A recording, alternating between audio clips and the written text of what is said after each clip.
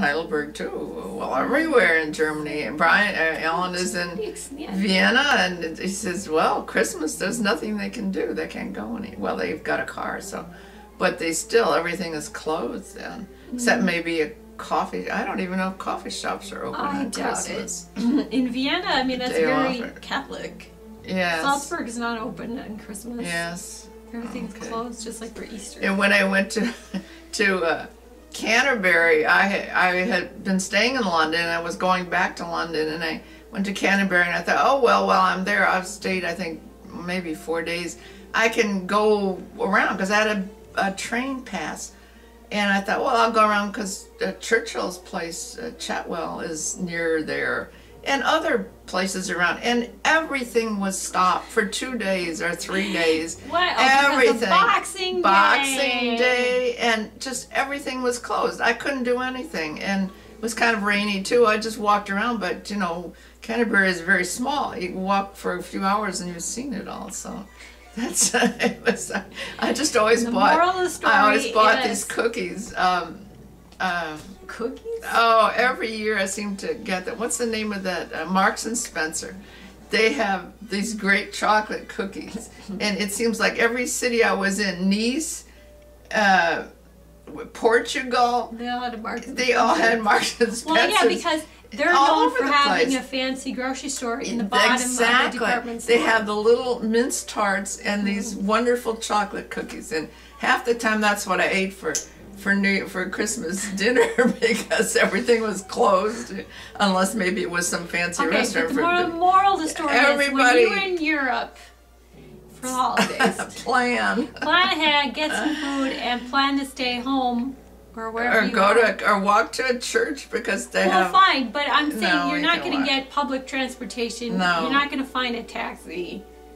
You're not going to find anything. You're not going to find anything, and everything's going to be closed. Right. The opposite it's only of here. in the U.S. that you can go to the grocery store on Christmas and Thanksgiving morning. And New Year's. Yeah. And then you play concerts in the afternoon. But then it doesn't make the day special when everything's just open. No, I know it doesn't. But anyways, I don't mind singing on holidays because it's kind of fun and everyone is more festive and everything, and they enjoy it more, and yes, I wear different costumes. And no, everybody expects music at the holiday time. It's when they actually listen, and in spite of the fact that there are many carols on all the time, it's nice.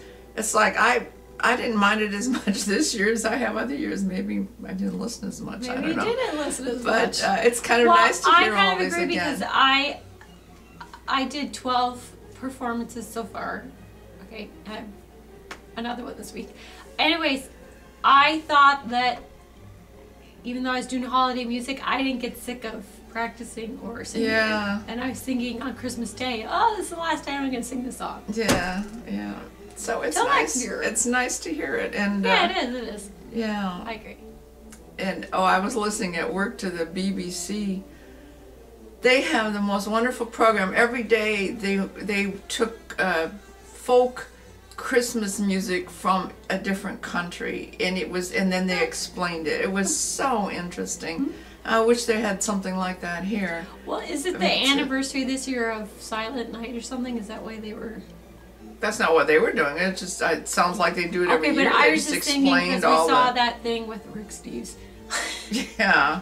Well, that was interesting to yeah, it was interesting. See so Rick Steves on PBS was doing Christmas in these different countries. Yeah. But anyways, they were doing Stille Nacht, whatever. Silent Night. In the little church, I guess, where I think it was up in the church where it came from. Well, that's what I was wondering. Yeah, so, in the mountains. Was it an anniversary or something? Because I thought they said something like it's 100 and some. Yeah, but that was made in 205 too. Okay. So I don't know. I don't know what it was. Well, I also thought I heard something on the radio. It was the anniversary of some. Unless it was. Who is that composer that you said you and Daddy when you were in Jackson Hole for the festival in the summer? Oh, John Jacob Niles. He wrote. Black is the color of my true love's hair. Are you sure he wrote that? Yeah. Yeah, what's that other one you wrote? No. Oh, come me, Manuel. No. Those are all English, or those are all European. It's something we hear all the time. Yeah, and I said that he wrote that.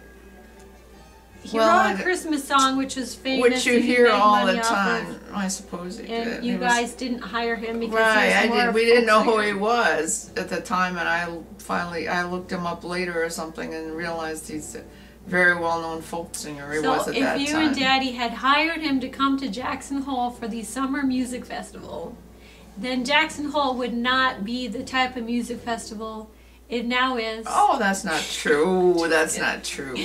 Well, maybe you would have had a we had other festival along with the classical. We did try. I mean, I wasn't doing that. He was hired. in charge. Yeah, he was getting other types of people there. We did Prokofiev wrote. I think it was Prokofiev for a movie, a Russian movie. Lieutenant Kitchev? No, it was a very dramatic movie, and they showed the movie there in Jackson, and I don't know if we played the music or they had a record of the music, but it's like something you never would see anywhere, this Russian movie with this music by Prokofiev in the background. It was very, very dramatic. It was a war movie, I think.